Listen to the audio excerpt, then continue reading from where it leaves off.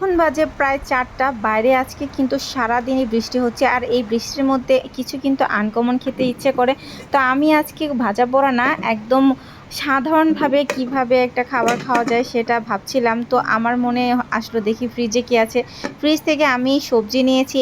এখানে অনেক ধরনের সবজি আছে।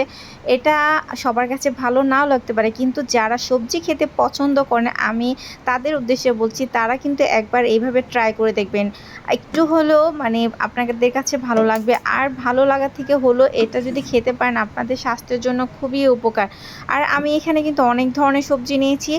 আপনাদের যখন যেটা থাকে ঘরে বা যেটা ইচ্ছা সেটা দিয়েও কিন্তু খেতে পারেন। প্রথমে একটা কড়াই বসিয়ে নিলাম। কড়াইয়ের ভিতরে আমি কিছু কাঁচামরিচ আর রসুন দিয়ে দিব।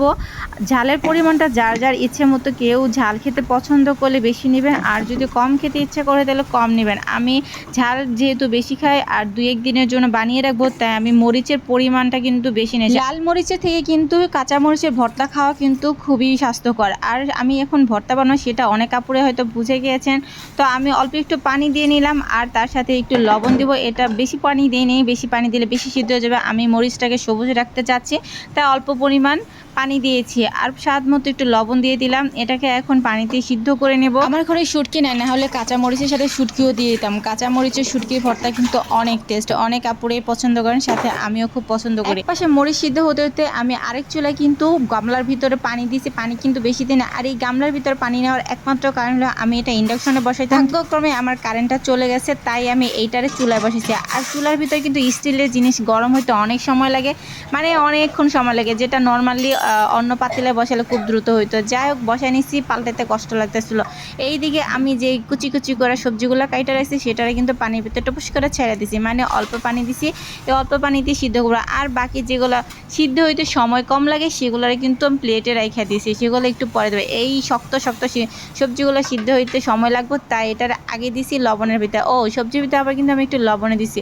এইদিকে কিন্তু আমার মরিচগুলো হয়ে গেছে, এটা দিয়া এর ভিতরে একটু সামান্য তেলও দিতে ইচ্ছা করতেছে। যাই হোক, আবার একটু তেলও দিলাম। ভাবছিলাম কোনো তেলই দিব না, কোনো হলুদ মরিচের ছোঁয়াও লাগাবো না। তারপর নাড়তে নাড়তে যখন দেবেন একদম কড়াইয়ের ভিতরে পোড়া ছোড়া লেগে গেছে, তখন বুঝবেন আপনার মরিচটা ভাজা ভাজা হয়ে গেছে। পানি থাকলে ভালো লাগবে না, একদম শুকনো শুকনো করে কিন্তু ভাজতে হবে, একদম কি বলে পোড়া পোড়া করে। যাই হোক, সেটারে ভাইজা রাখছি, এখন ঠান্ডা হতে থাকে। আরেক দিকে কিন্তু আমার সেই সবজিগুলো ছিল সেটারে ঢেলা দিছে। এখন এইগুলোরে আবার একটু সিদ্ধ করবো ভালো মতো, বেশি সিদ্ধ করবো না। যদি বেশি সিদ্ধ করেন সবজির কালার কিন্তু নষ্ট হয়ে যাবে। সবজির কালার নষ্ট না করে একদম কাঁচা কাঁচা কাঁচা কাঁচা আধা কাঁচা যারে বলে সেরকম রাখবো। আর একটু খুরচুন দিয়ে ঘুটা দিয়ে নাটাচাড়া দিয়ে, মানে যখন মনে হইব যে 100% থেকে আমার 60 বা 80% হয়েছে, তখন কিন্তু সবজিগুলোকে আমি ঝুড়ির ভিতর ঢেলে দিব। ঢেলে দিয়ে তারপরে এটাকে একটু ঠান্ডা করব। বেশি সিদ্ধ করব না, মানে সবুজ সবুজ রাখতে হবে।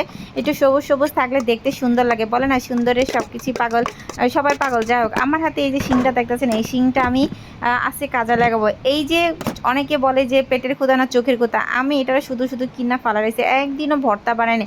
তো আজকে ভাবলাম নিজে খাবো, একটু সুন্দর স্টাইল করে ভর্তা বানাই নিজে। এটা কিন্তু ব্লেন্ডার করেও বানানো যেত বা পাটায় পিষেও বানানো যেত, পাটা পোটা নেওয়া ঝামেলা, তাই আমি এটার আজকে খাটির নাচ থেকে বাইর করে ধুয়ে নিছি। এই যে আমার হয়ে গেছে ভর্তা, এই যে আমার সবজি। এখন এই কাঁচা মানে আধা কাঁচা সবজি সাথে টমেটো সাথে শসা, মানে আমি ডায়েটের খাবার তৈরি করেছি। এই হলো মেন কথা।